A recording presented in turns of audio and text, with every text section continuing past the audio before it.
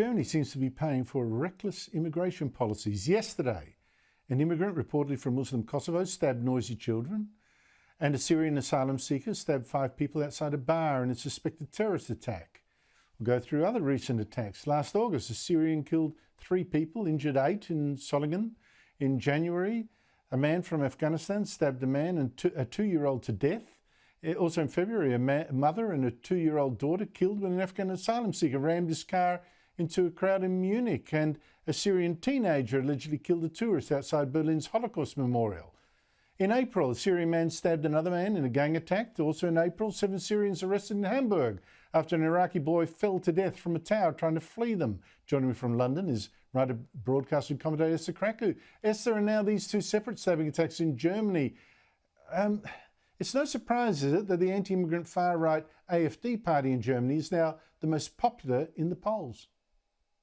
Yes, it's not a surprise, but I think what many people are not even realizing is how their voters where their voters are coming from and which sections of German society. I mean, the second largest base for AfD support are actually gay men, which sounds weird. I mean, how this group is not typically known for moving further to the right in politics, but it's because they're saying, you know, they don't want homophobic neighbors. They don't want people from cultures that are known to be hostile to people of their sexuality. They don't want people from alien cultures that don't respect all the progress and the hard work that they've made socially.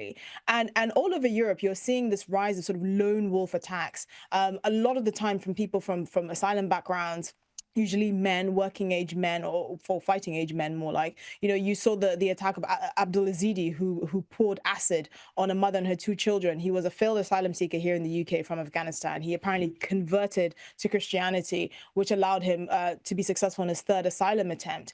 He couldn't even sit in a church by himself, but he was allowed to remain in the UK to carry out these attacks. In Germany, for example, the only reason why the German government has become harder on asylum seekers is because in 2023, you had a record 330,000 asylum seekers enter German society. In 2015, after Angela Merkel opened the floodgates to over 1 million Syrian refugees, most of whom today are still unemployed, you know, German society rose up. So it's not surprised that you're going to see people from these backgrounds, many of them unvetted, carrying out these lone wolf attacks, which has become the hallmark of many countries in Europe, including Germany, Sweden, France, the UK. It's not going to stop until, you know, radical action is taken.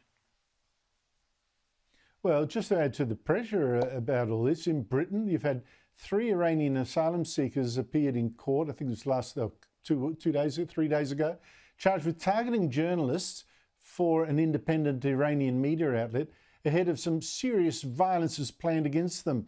What's behind all that? Well, the real controversy is apparently one of those Iranian terror suspects actually came across on the small boats from the channel. So not only are we seeing the frustration of people coming across the channel, mainly unvetted men, we're now seeing that some of them have links to terrorism. I mean, it only takes one for people to realize how broken the system is. The fact that we're in a situation where we're taking winter fuel payments away from pensioners, but we're happy to accommodate asylum seekers, give them a stipend and put them in housing to the tunes of billions of pounds a year at the British taxpayer expense, just shows that we've lost complete control of the system. I mean, it's egregious, really. There's no other word for it. And yet it seems that your Prime Minister is now taking a hard line, or don't you believe it? Yeah, he's not taking a hard line. That man, the only conviction that man has is the belief that he thinks he should be in charge. That's it. If he thinks it's losing him votes, he's happy to do a 180, which is quite dangerous, actually, because it just means that he's only going to do what he thinks is politically expedient for him at the time. And you know, to hell with what happens to the British public in the process. Esther Krakue, always great to talk to you. Thank you so much. Really appreciate it. I just think immigration has been one of those issues that the mainstream parties have shied away from, fearing to be racist. If you don't address a serious, real issue that is really bothering people, you leave the room open, the door open for extremists to do it for you.